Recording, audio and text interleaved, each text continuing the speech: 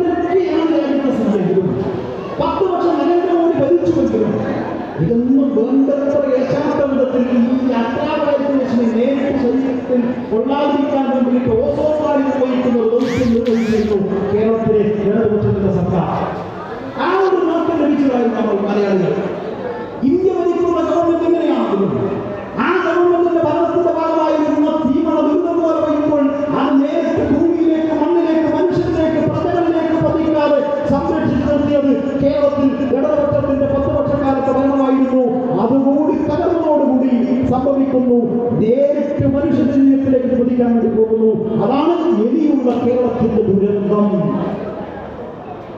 ആ ദുരന്തം നമ്മൾ എങ്ങനെയാണ് നേരിടാൻ വേണ്ടി പോകുന്നത്? എങ്ങനെയാണ് കേരളത്തിൽ സംഭവിക്കാൻ വേണ്ടി പോകുന്ന അവസ്ഥ? 100 ദിവസം പിന്നിടുന്ന വി ഡി സതീശന്റെ സർക്കാർ സംബന്ധിച്ചിട്ട് അരിമക്ഷണം കഴിക്കുന്ന മനുഷ്യരെ പ്രതീക്ഷയുണ്ടോ?